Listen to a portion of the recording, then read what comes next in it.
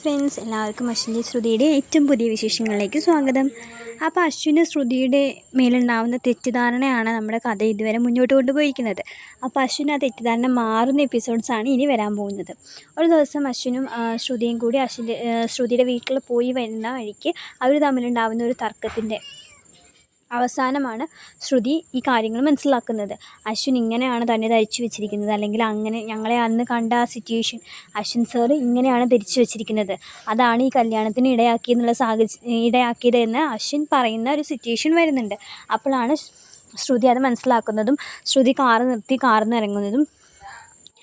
ഇറങ്ങി നടന്നു പോകുമ്പോൾ അശ്വിൻ പറയും, നീ എന്താ ഒന്നും മിണ്ടാതെ ഇറങ്ങി പോകുന്നത്, നിൻ്റെ സ്വഭാവം ഞാൻ മനസ്സിലാക്കണമെന്ന് നീ കരുതിയില്ല അല്ലേ, ഞാൻ ഇതൊക്കെ മനസ്സിൽ വെച്ചിട്ടാണ് നിന്നോട് ഇങ്ങനെ പെരുമാറിയിരുന്നത് എന്നൊന്നും നിനക്ക് അറിയണ്ടായിരുന്നില്ല, ഞാൻ ഇത്ര വേദന സഹിച്ചു, അങ്ങനെയുള്ള കാര്യങ്ങളൊക്കെ അശ്വിൻ പറയുമ്പോൾ ശ്രുതി കരഞ്ഞുകൊണ്ടാണ് തിരിഞ്ഞു നോക്കിയിട്ട് പറയും, നിങ്ങൾ ഇങ്ങനെയാണ് എന്നെ മനസ്സിലാക്കിയിരുന്നത് എന്ന് എനിക്ക് അറിയണ്ടായിരുന്നില്ല, നിങ്ങൾക്കത് ഒരു പ്രാവശ്യമെങ്കിലും എന്നോട് ചോദിക്കായിരുന്നില്ലേ, അങ്ങനെ ഉണ്ടോ അല്ലെങ്കിൽ അങ്ങനെയാണോ അതെന്ന് നിങ്ങളൊരു പ്രാവശ്യമെങ്കിലും എന്നോട് ചോദിച്ചോ എന്ന് ചോദിക്കുമ്പോൾ അശ്വിന് മറുപടി ഉണ്ടായിരുന്നില്ല. എന്നിട്ട് ഷ്യാമിനെ കുറിച്ചുള്ള സത്യങ്ങളെല്ലാം ശ്രുതി പറയുന്ന സീൻസൊക്കെയാണ് വരുന്നത്. ശ്രുതി പറയുന്നുണ്ട്, ഷ്യാം ഞങ്ങളുടെ വീട്ടിലാണ് താമസിച്ചിട്ടുണ്ടായിരുന്നത്, ഞാൻ വിവാഹം നിശ്ചയിച്ചിരുന്നത് ആളായിട്ടാണ്, പക്ഷെ പിന്നീടാണ് ആൾ അഞ്ജലി മാഡത്തിൻ്റെ ഹസ്ബൻഡാണെന്നുള്ളത് ഞാൻ മനസ്സിലാക്കുന്നതും, അതിവിടെ ഞാൻ പറയാതിരുന്നത് അഞ്ജലി മാഡത്തിൻ്റെ ലൈഫ് അല്ലെങ്കിൽ അഞ്ജലി മാഡത്തിൻ്റെ ജീവിതം തകർന്നു പോകാതിരിക്കാൻ വേണ്ടിയിട്ടാണ് ഞാനത് പറയാതിരുന്നത് എന്നൊക്കെ ശ്രുതി പറയുമ്പോൾ അശ്വിനൊരു കുറ്റബോധത്തിൻ്റെ അശ്വിന് നല്ല കുറ്റബോധം ഉണ്ടാവുകയാണ്. അശ്വിൻ ഇങ്ങനെയൊക്കെ ചെയ്തല്ലോ ശ്രുതിയോടെന്നുള്ള കുറ്റബോധം അശ്വിൻ്റെ മനസ്സിൽ വളർന്നുകൊണ്ടിരിക്കുകയായിരുന്നു. അപ്പോൾ ഞങ്ങൾ തമ്മിൽ അങ്ങനെ ഒരു ബന്ധമില്ല, പക്ഷേ അയാൾ എന്നെ വീണ്ടും ശല്യപ്പെടുത്തിക്കൊണ്ടിരിക്കുകയായിരുന്നു, അയാളൊരു ക്രിമിനലാണ്, അങ്ങനെയൊരു ചിന്താഗതിയോട് നടക്കുന്ന ആളാണ്, പക്ഷെ ഞാൻ അങ്ങനെയൊന്നും അല്ല, ഞാൻ തമ്മിൽ സാർ വിചാരിക്കുന്ന പോലെ ഒരു ബന്ധമൊന്നും ഉണ്ടായിരുന്നില്ല, ഇപ്പോൾ അങ്ങനെയൊരു ബന്ധം ഇല്ല, അങ്ങനെയൊന്നുമില്ല എന്ന് ഒക്കെ ശ്രുതി പറയുന്നുണ്ട്. അപ്പോൾ അശ്വിൻ മനസ്സിലാവും അശ്വിൻ ചെയ്തതൊരു തെറ്റായിരുന്നു, ഒരു പെൺകുട്ടിയുടെ ജീവിതമാണ് ഞാൻ കാരണം ഇല്ലാണ്ടാക്കിയത്, അവൾക്ക് അത്ര കാലം അല്ലെങ്കിൽ ഒരു പെൺകുട്ടി സന്തോഷത്തോടെ ഉണ്ടാവേണ്ട നിമിഷങ്ങളാണ് ഞാൻ കാരണം ശ്രുതിയുടെ നഷ്ടമായത്, അങ്ങനത്തെ ചിന്തയൊക്കെ അശ്വിൻ്റെ മനസ്സിൽ വരുന്നുണ്ട്. പിന്നെ അശ്വിൻ്റെ കൂടെ പോകാൻ ശ്രുതി ഒട്ടും താല്പര്യം കാണിക്കുന്നില്ല. ഇങ്ങനെയൊക്കെയാണ് അശ്വിൻ സാർ തന്നെ മനസ്സിലാക്കി വെച്ചിരുന്നത് എന്ന് അറിയുമ്പോൾ ശ്രുതി അത് വല്ലാതെ തളർത്തുന്ന സീനൊക്കെയാണ് കാണിക്കുന്നത്. അശ്വിൻ്റെ കൂടെ വരാൻ കൂട്ടാക്കാതെ ശ്രുതി തിരിച്ച് വീട്ടിലേക്ക് പോകുന്ന സീൻസാണ് കാണിക്കുന്നത്.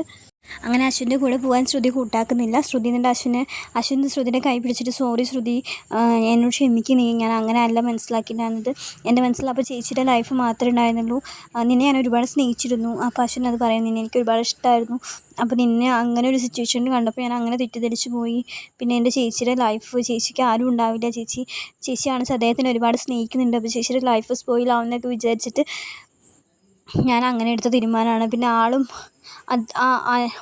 അയാൾ എന്നോട് അങ്ങനെയാണ് പറഞ്ഞത്, നീയും അയാളും തമ്മിലൊരു ബന്ധമുണ്ടെന്ന് എന്നോട് പറഞ്ഞപ്പോൾ ഞാനത് വിശ്വസിച്ച് പോയി, ഞാൻ നിന്നെ അവിശ്വസിച്ച് പോയി, നീ എന്നോട് ക്ഷമിക്കുക ശ്രുതി, നമുക്ക് വീട്ടിൽ പോകാമെന്ന് പറയുമ്പോൾ ശ്രുതി പറയുന്നുണ്ട്, ഇല്ല ഞാൻ വരുന്നില്ല, നിങ്ങളിൽ നിന്ന് ഞാൻ അനുഭവിക്കാനുള്ളതിൽ അധികം അനുഭവിച്ചിട്ടുണ്ട്, ഇനി എനിക്ക് പറ്റില്ല, എൻ്റെ വീട്ടുകാർ പോലും എന്നെ ഉപേക്ഷിച്ചിട്ട് നിങ്ങൾ കാരണമാണ്, എല്ലാവരുടെ മുന്നിലും തല കുനിച്ച് ഒന്നും പറയാൻ പറ്റാതെ നിന്നത് നിങ്ങൾ കാരണമാണ്, നിങ്ങളെന്നെ ഇങ്ങനെയാണ് മനസ്സിലാക്കി വെച്ചിരിക്കുന്നതെന്ന് എനിക്ക് അറിയണ്ടായിരുന്നില്ല, ഇത്രയും കാലം നിങ്ങളുടെ കൂടെ ഞാൻ ഉണ്ടായിട്ടും നിങ്ങൾക്കൊരു വാക്ക് എന്നോട് ചോദിക്കായിരുന്നു, അല്ലെങ്കിൽ ഇത്രയും ചീപ്പായിട്ടുള്ളൊരു സ്വഭാവമാണ് എൻ്റെ എന്നൊക്കെ വിചാരിച്ചത്. അങ്ങനെയൊക്കെ ശ്രുതി കുറച്ചുകൂടി ഇമോഷണലായിട്ട് ശ്രുതി സംസാരിച്ച് ശ്രുതിയുടെ കൈ ഇങ്ങനെ അശ്വിൻ പിടിച്ചിട്ടുണ്ടായിരുന്നു. അപ്പോൾ കൈ തട്ടി മാറ്റി ശ്രുതി നടന്നു പോകുന്ന സീനാണ് കാണിക്കുന്നത്.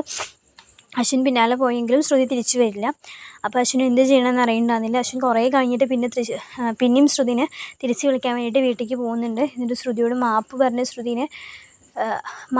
ശ്രുതിൻ്റെ മുന്നിൽ അശ്വിൻ കരയുന്ന സീനൊക്കെ ഉണ്ട്. അങ്ങനെ മാപ്പ് പറഞ്ഞിട്ടാണ് ശ്രുതിനെ തിരിച്ച് വീട്ടിലേക്ക് കൂട്ടിക്കൊണ്ടുവരുന്നത്. അപ്പോൾ സത്യങ്ങളൊക്കെ അറിഞ്ഞിട്ട് ശ്രുതിയുടെ കാല് പിടിച്ചിട്ടാണ് ശ്രുതിനെ തിരിച്ച് വീട്ടിലേക്ക് കൊണ്ടുവരുന്നത്. പക്ഷേ ശ്രുതിനെ കൊണ്ടുവരാതിരുന്നു കഴിഞ്ഞാൽ വീട്ടിലെല്ലാവരോടും ഈ കാര്യങ്ങളൊക്കെ പറയേണ്ടി വരും. അപ്പോൾ ഷ്യാമിൻ്റെ കള്ളൊക്കെ തിരിച്ചറിയും, അത് അഞ്ജലിക്ക് വലിയ ഷോക്കാവും, അതും അശ്വിന് പറ്റില്ല. അപ്പോൾ താൻ ചെയ്ത തെറ്റിനാണെങ്കിൽ താൻ അങ്ങനെ ചെയ്തതിന് ശ്രുതിയോട് മാപ്പ് പറഞ്ഞിട്ട് ശ്രുതിനെ തിരിച്ച് വീട്ടിലേക്ക് കൂട്ടിക്കൊണ്ടുവരുന്ന സീനൊക്കെയാണ് വരാൻ പോകുന്ന എപ്പിസോഡ്സിൽ. അപ്പോൾ വീഡിയോ ഇഷ്ടമായി എല്ലാവരും ഒന്ന് ലൈക്ക് ചെയ്യണം, സബ്സ്ക്രൈബ് ചെയ്യണം. താങ്ക്